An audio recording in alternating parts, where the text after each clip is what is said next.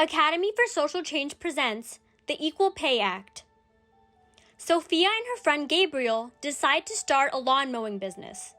To start, they've decided they will each go to a few of their neighbors, offer to mow the lawn, and see what price their neighbors offer. They figure this will help them figure out what a reasonable price is for their services. Each goes to 4 houses, but when they regroup, they learn that their neighbors consistently offered Sophia lower rates than Gabriel. Before the Equal Pay Act in 1963, companies could legally give men and women different wages for doing the same job. By the early 20th century, women made up about a quarter of the workforce. However, on average, women were earning about 59 cents for every dollar men made. Efforts to stop wage discrimination increased after World War II, when many women had stepped into jobs that men had previously held. The Equal Pay Act was among the first federal laws in America that attempted to address gender inequality in the workplace. Esther Peterson drafted the Equal Pay Act, and President John F. Kennedy signed it into law on June 10, 1963. This labor law makes it illegal for employers to pay men and women different wages and benefits for jobs that require the same skills and responsibilities, and it is an amendment to the Fair Standards Act. While it was initially limited in scope, the Civil Rights Act of 1946 and the Educational Amendments of 1972 expanded protection to nearly all workers. The Equal Pay Act was an important step forward.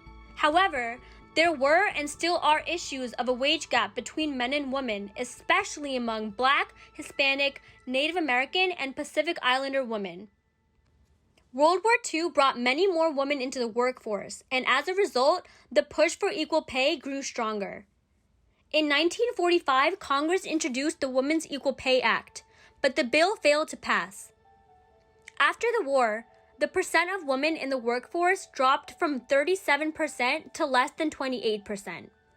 This decrease was partly because many factories and businesses that had hired women during the war now only hired men or lowered the pay of the women. By 1960, women once more made up 37% of the workforce, and about 25 million women worked outside of the home. Esther Peterson was a labor activist appointed as head of the Women's Bureau of the Department of Labor in 1961. In February of 1963, she submitted a draft bill of the Equal Pay Act to Congress after working to win over opponents and gather data. The draft bill, like the bill in 1945, called for equal pay for comparable work, but after much discussion, the phrasing was changed to equal work. Several business organizations, including the U.S. Chamber of Commerce, opposed the bill, arguing that women were more expensive to hire than men.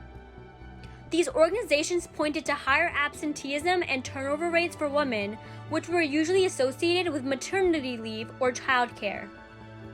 They also said that 21 states were already addressing equal pay, so federal legislation was unnecessary and that enforcing it would create issues. To compromise with these concerns, Congress made the Equal Pay Act an amendment to an existing law, the Fair Labor Standards Act of 1938. By placing the Equal Pay Act within the FLSA, Congress limited the act to employees and employers covered in the FLSA. This limitation excluded agriculture, motels, restaurants, and laundry industries from the Equal Pay Act, as well as professional and administrative personnel like managers or secretaries. Title VII of the 1964 Civil Rights Act included the first set of excluded workers, and then the Education Amendments of 1972 included professional and white-collar workers. Though the bill was an essential step toward equality in the workforce and represents the concerted efforts of many women, the Equal Pay Act did not solve the problem of the wage gap.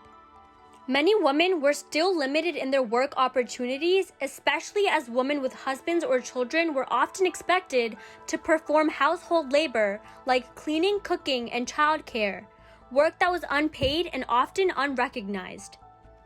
Even today, problems persist with unequal pay across genders, especially when one takes race into account. In 2019, Asian American women made 90 cents for every dollar a man earned, and white women made 79 cents on the dollar.